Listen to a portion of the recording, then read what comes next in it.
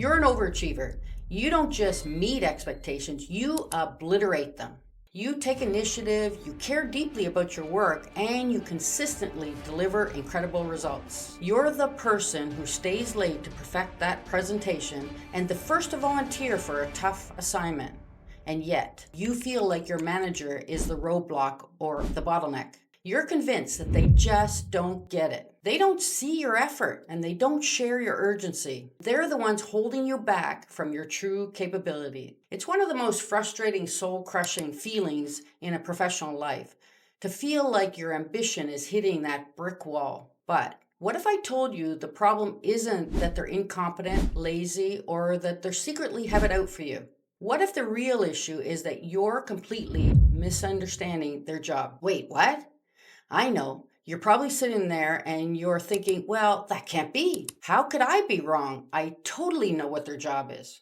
Stay with me here, because when you try shifting your perspective on this, it will be the single most important thing you do for your career. Welcome to Soaring Leadership, where we help leaders just like you to excel. We pride ourselves in providing knowledge and skills that allow you to be the most amazing leader that everyone dreams of. And today we're going to break down the 3 biggest things overachievers get wrong about their managers, and most importantly, how you can start communicating in a way that gets you the recognition and the opportunities that you actually deserve. If you're a high performer, you live by certain values. Your world is defined by going above and beyond, by tangible results, and by the pride that you take in getting the job well done.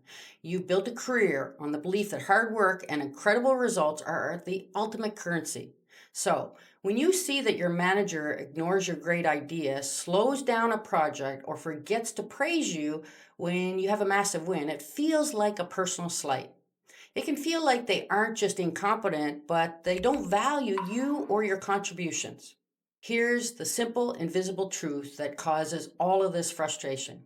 You and your manager are on the same team in the same game, but you're staring at 2 completely different scoreboards. Your scoreboard is lit up with the metrics like designs finished, products shipped, or reports completed. You get points for finishing a project 2 days ahead of schedule, for writing that brilliant presentation or business case, and for streamlining a process or even putting in those extra hours over the weekend to make your project perfect.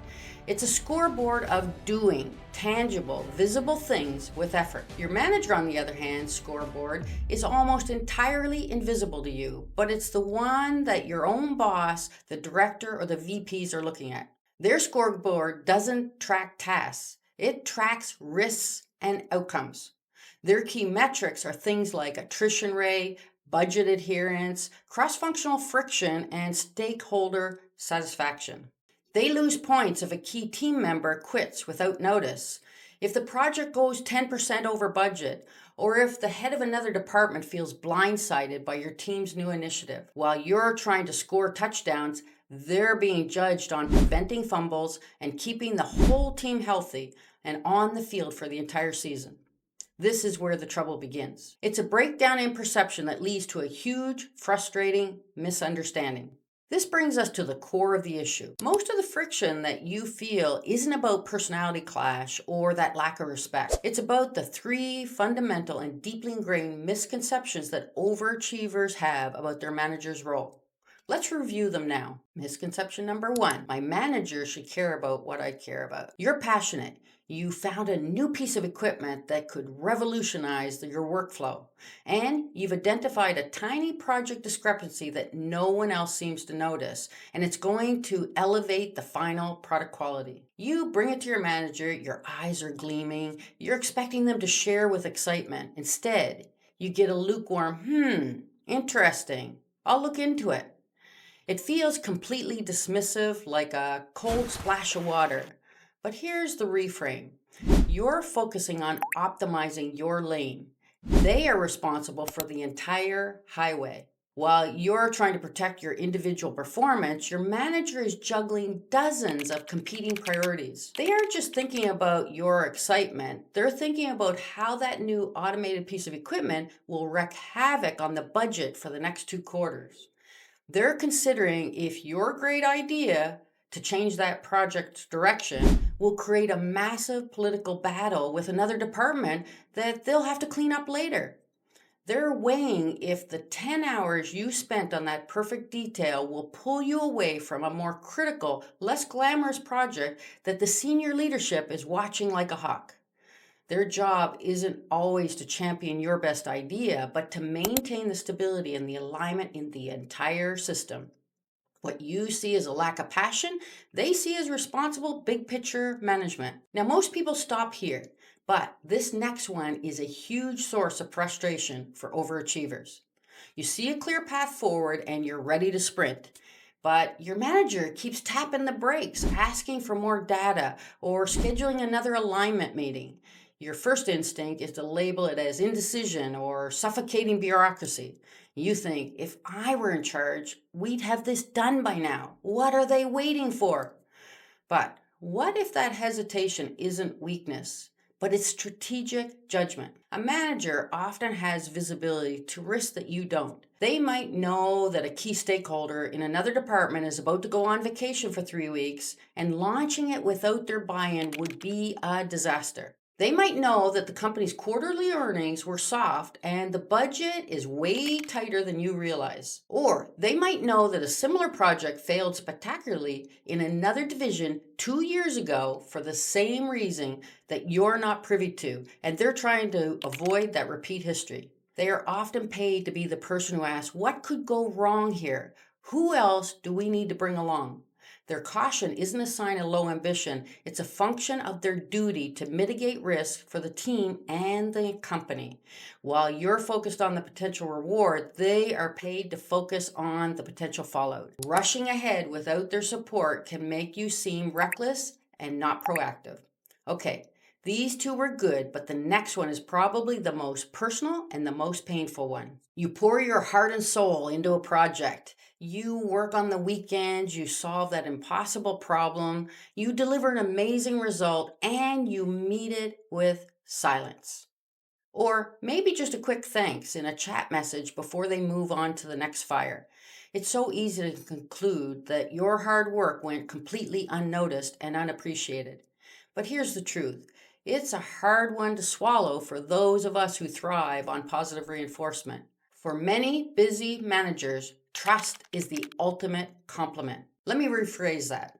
Some managers aren't loud with praise. They're loud with opportunity. Did they give you that high stakes, high visibility project with more autonomy? Did they ask you to present your findings in a meeting with senior leadership? Did they stop micromanaging your work and let you just run with it? These actions are often the strongest signals of trust and respect that a manager can give you. They are showing you through their actions that they believe in you so much more that they're willing to stake their own reputation on your performance.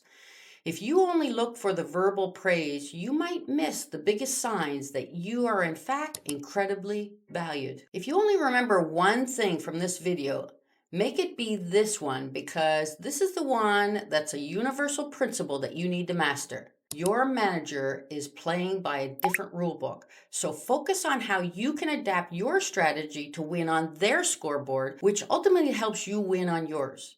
It's not about working harder, it's about working smarter, and most importantly, communicating differently. First, shift your mindset from why don't they get me to how can I help my manager succeed? Start seeing your role not just as the doer, but as the strategic partner to them. Their success is your success. This starts by asking better questions. Instead of coming in hot with a demand like, why don't we buy this new equipment? Try asking questions that tap into their priorities. Here are some examples for you. What does a real win look like for you on this project? Or, I know you're managing a lot of moving parts. What's the biggest risk that you see on the horizon that I can help you get ahead of? Or from your perspective, what's the single most important thing that our team needs to focus on this quarter? These questions show that you're thinking beyond your own to-do list and are trying to align with the bigger picture. It makes you an ally. Second, learn to translate your work into their language. Don't just report on your activities or tasks, report on their impact. Instead of saying, I spent all week designing this process, Try saying, I finished a new process layout. This should improve efficiency by 40% and free up production so that we can meet next quarter's plan. Frame your wins in terms of their scoreboard. Time saved, budget protected, risk reduced, or progress towards a major team goal. When you make a request, don't just bring up the idea, bring up a one-page business justification. They will appreciate it more than you know. Most informed achievers stop there, but this third one is even more important.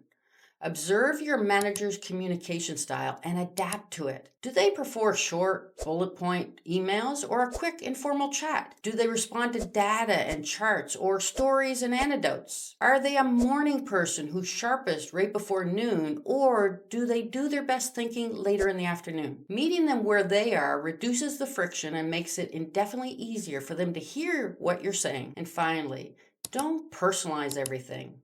A lack of immediate gushing feedback isn't always a reflection on you. Assume good intent by your manager. Sometimes they are busy, stressed, and juggling many other things that you don't see. Here's why I saved this one for the very last. Their brief response might just be the reflection of their insane schedule, not your performance. You can choose to see your manager in a different light, and when you do, you will be able to focus on creating impact that everyone will notice. The reason so many overachievers feel stuck, frustrated, or misunderstood isn't because of their managers being bad at their jobs. It's because they're playing with a different rule book and a different definition of success. Your manager's job is often to reduce the chaos, not to mirror your personal ambitions. Their primary role is to ensure the stability, predictability, and the success of the entire team, and that sometimes means making calls that seem counterintuitive or slow from your spot on the field. The moment that you truly understand this, everything will change.